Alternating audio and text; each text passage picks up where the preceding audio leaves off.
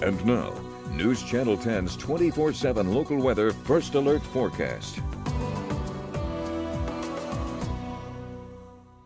Good Wednesday morning, everyone. Waking up to yet another foggy and damp morning out there. Lots of dew out there. That humidity is nice and high.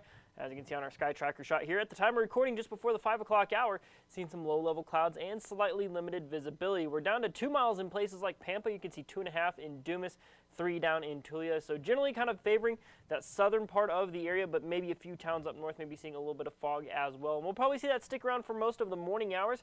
You'll still see it maybe even lingering as soon as 9 a.m. this morning, but then of course it does thin out after that. Pretty much the end of that fog, at least for today. Very similar to what we've seen for these past couple of days. Temperature-wise, more of the same here as well, as we're going to see those temperatures getting up into the mid-60s, still some 50s sticking around in parts of the area by lunchtime today. Your daytime high here in Amarillo today, 68 degrees. We'll see maybe a few places in the low 70s, but I think we'll see less places in the 70s today than we did yesterday. Still going to see partly cloudy skies for your daytime hours today, dropping of course into the 50s by this evening. Overnight lows down in the mid-40s, so should keep things above freezing going into your Thursday morning for tomorrow. Now, winds wise today, thankfully not the same kind of winds we saw yesterday. Yesterday wasn't bad, but maybe a bit breezier than what we have been used to. Today we get back on track with those 5 to 10 mile an hour, generally southwesterly winds turning southerly by this afternoon.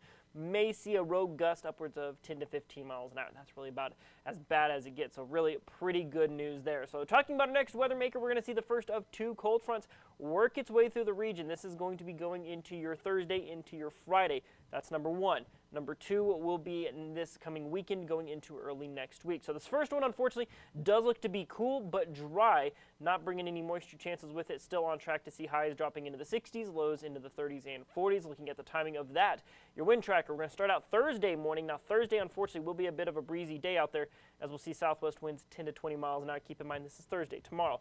But then watch what happens going overnight into your Friday. There's that cool air pushing through the region about 10 to 20 miles an hour.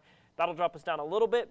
Probably not below freezing just yet, but I think that is going to be coming sooner rather than later. You're going to see 68 today, 75 tomorrow. Those southwest winds will give us our warmest temperatures of the week, dropping into the 60s for Friday, Saturday, and Sunday. Still on track, maybe low-end rain chances Sunday night into Monday, and then Monday looking at just the possibility of some light scattered showers, maybe a few snowflakes mixed in.